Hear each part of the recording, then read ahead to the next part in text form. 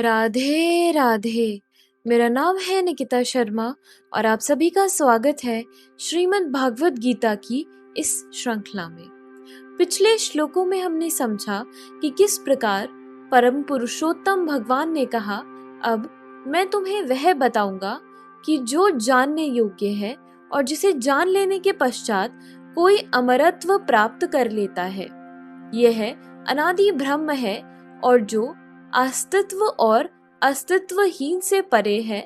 भगवान के हाथ, पांव, नेत्र, सिर तथा मुख सर्वत्र हैं। उनके कान भी सभी और हैं, क्योंकि वे ब्राह्मण की प्रत्येक वस्तु में व्याप्त हैं।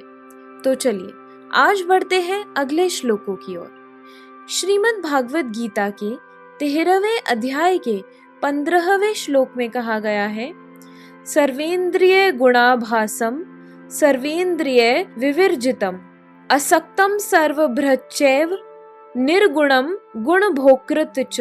अर्थात परमात्मा समस्त इंद्रियों के मूल स्रोत हैं, फिर भी वे इंद्रियों से रहित हैं। वे समस्त जीवों के पालन करता होकर भी अनासक्त हैं। वे प्रकृति के गुणों से परे हैं, फिर भी वे भौतिक प्रकृति के समस्त गुणों के स्वामी हैं।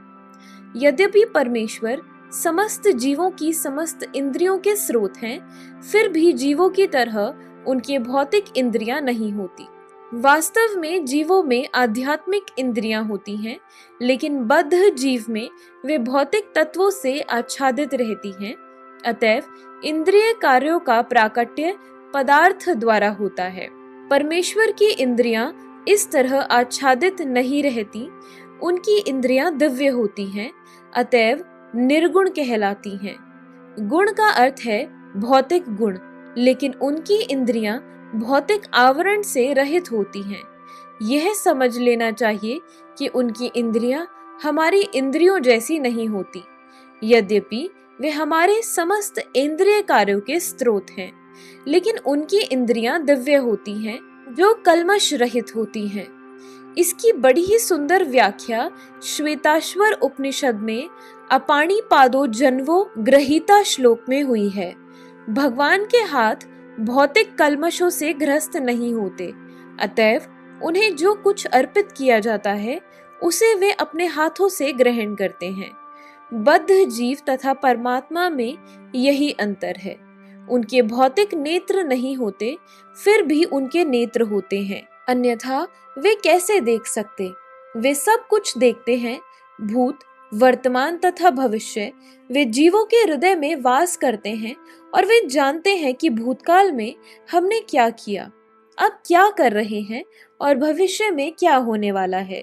इसकी पुष्टि भगवत गीता में हुई है। वे सब कुछ जानते हैं, किंतु उन्हें कोई नहीं जानता। कहा जाता है कि परमेश्वर के हमारे जैसे पांव नहीं हैं, लेकिन वे आकाश में विचरण कर सकते हैं, क्योंकि उनके आध्यात्मिक पांव होते हैं। दूसरे शब्दों में भगवान निराकार नहीं हैं। उनके अपने नेत्र, पांव, हाथ सभी कुछ होते हैं, और चूंकि हम सभी परमेश्वर के अंश हैं, अतएव हमारे पास भी ये सारी वस्तुएं होती हैं। लेकिन उनके हाथ, पांव, नेत्र तथा अन्य इंद्रियां प्रकृति द्वारा कल्मश ग्रस्त नहीं होती। भगवत गीता से भी पुष्टि होती है कि जब भगवान प्रकट होते हैं तो वे अपनी अंतरंगा शक्ति से यथारूप में प्रकट होते हैं। वे भौतिक शक्ति द्वारा कल्मश ग्रस्त नहीं होते, क्योंकि वे भौतिक शक्ति के भी स्वामी हैं। वैदिक साहित्य से हमें पता चलता है कि उनका सारा शरीर आध्यात्मिक है। उनका अपना नित्य स्वरूप होता है, जो सच्चिदानंद विग्रह है। वे समस्त ऐश्वर्य से पूर्ण हैं। वे सारी संपत्ति के स्वामी हैं और सारी शक्ति के स्वामी हैं। वे सर्वाधिक बुद्धिमान तथा ज्ञान से पूर्ण हैं। ये भगवान के कुछ लक्षण हैं। वे समस्त जीवों के पालक हैं और सारी गतिविधि के साक्षी हैं। जहाँ तक वैदिक साहित्य से समझा जा सकता है, परमेश्वर सदैव दिव्य हैं।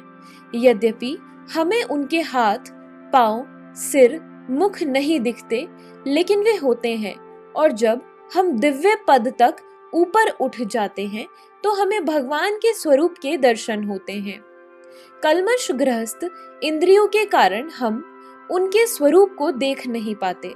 अतएव निर्विशेषवादी भगवान को नहीं समझ सकते, क्योंकि वे भौतिक दृष्टि से प्रभावित होते हैं। 16वें श्लोक में कहा गया है, बहिरंतश्च भूतानामचरम चरमेव च सूक्ष्मत्वात् दविज्ञेयम दूरस्थम चान्तिके च तत्।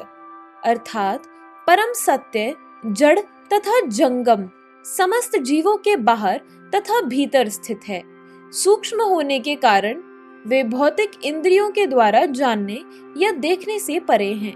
यद्यपि वे अत्यंत दूर रहते हैं, किंतु हम सबों के निकट भी हैं।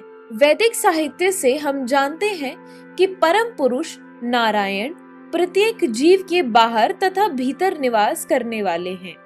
वे भौतिक तथा आध्यात्मिक दोनों ही जगतों में विद्यमान रहते हैं। यद्यपि वे बहुत दूर हैं, फिर भी वे हमारे निकट रहते हैं।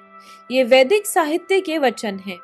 आसीनो दूरम व्रजति शयानो याति सर्वतः। चूंकि वे निरंतर दिव्य आनंद भोगते रहते हैं, अतएव हम यह नहीं समझ पाते कि वे सारे ऐश्वर्य का भोग किस तरह करते हैं। हम इन भौतिक इंद्रियों से न तो उन्हें देख पाते हैं, न समझ पाते हैं। अतएव वैदिक भाषा में कहा गया है कि उन्हें समझने में हमारा भौतिक मन तथा इंद्रियां असमर्थ हैं, क्योंकि जिसने भक्ति में कृष्ण भावनामृत का अभ्यास करते हुए अपने मन तथा इंद्रियों को शुद्ध कर लिया है, वह उन्हें निरंतर देख सकता है। ब्रह्म संहिता में इसकी पुष्टि हुई है कि परमेश्वर के लिए जिस भक्त में प्रेम उपज चुका है, वह निरंतर उनका दर्शन कर सकता है। और भगवत गीता में इसकी पुष्टि हुई है कि उन्हें केवल भक्ति द्वारा देखा तथा समझा जा सकता है। भक्तया त्वनन्या शक्यः। इसी के साथ हमारे आज के श्लोकों की वीडियो समाप्त होती है। अगर आप सभी लोग श्रीमद् भागवत गीता की इस श्रृंखला में हमारे साथ हैं, तो हमें अपने विचार कमेंट सेक्शन में जरूर बताएं और इस वीडियो को अपने परिवारजनों और मित्रगणों के साथ जरूर शेयर करें, ताकि उनके जीवन में भी इस सुंदर ज्ञान के आगमन के कारण कोई बदलाव हो सके। तो चलिए मिलते हैं अब अगले श्लोकों के साथ एक नई वीडियो में।